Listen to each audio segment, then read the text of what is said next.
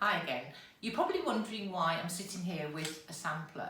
Well, in Victorian times, children were expected to produce a sampler on which they experimented with all the stitches that they needed to master and able to do an embroidery. So when I was teaching watercolour, it was an idea I adopted for my students. Now, just before I do that, I want to show you how not to paint watercolour. You don't paint watercolour like this. You don't have your watercolours there and you don't dip in and then do a little bit and then dip in a bit more and do a bit and wash your brush and dip in a little bit more and all that kind of thing.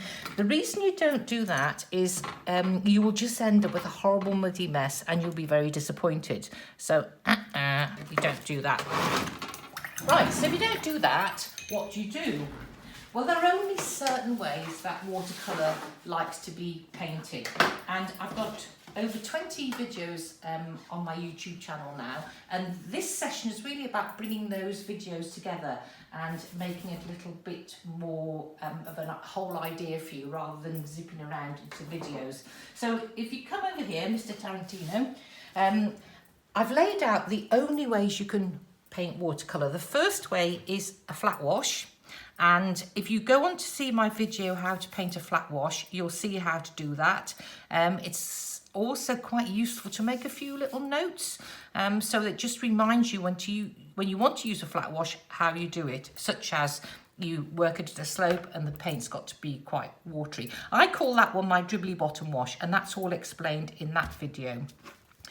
This is still a flat wash. You can put flat wash on top of flat wash, but the layers must be dry between coats.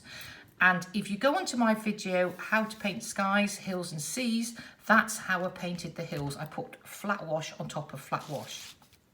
The second way is on wet paper. This was on dry paper.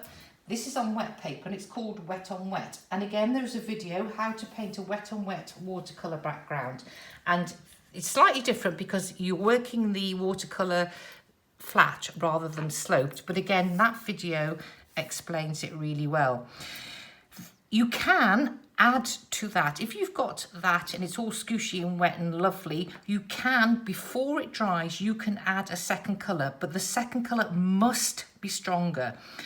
If you go onto my video and it shows you how to paint skies and clouds and skies, I painted the clouds on a much stronger paint. So if you don't do that, I'll show you what you get.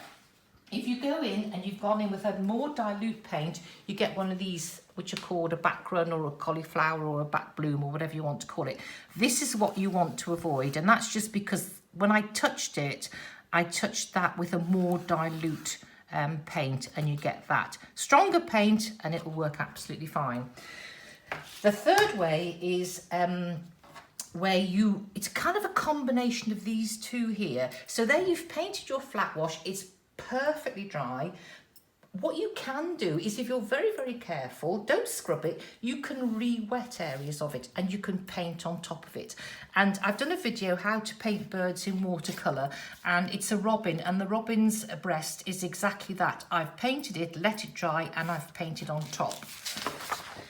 The fourth way is a variegated wash. This is probably the wash I use most because I like colour and it mixes colour together. It's lovely. So you've got variegated wash dry, and my videos, 2 videos here, how to paint a variegated wash and how to paint castles in watercolour, and that explains that technique.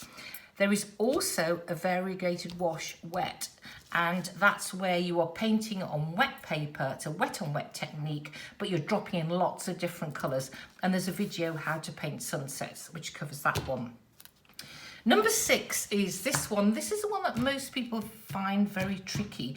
But again, I've done a video how to paint stone walls, and it shows you how to get this lovely textural effect, which you can just use one colour, or you can put, when that's dry, you can put another colour on top. So that's the 6th way.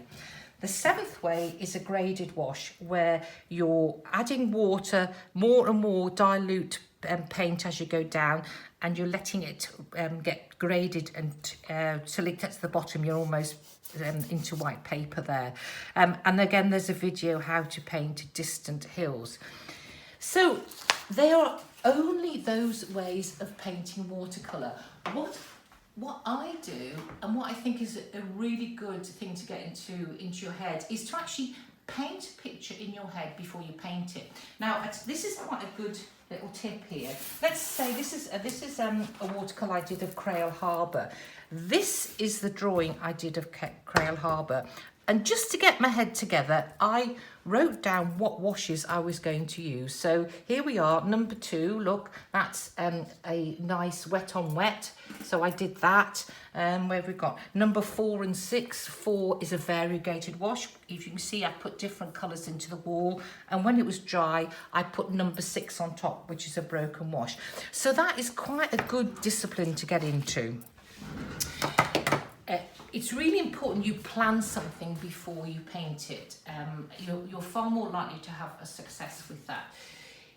If you want to access all these videos I've referred to, if you go onto my YouTube channel and press the subscribe button, it's absolutely free.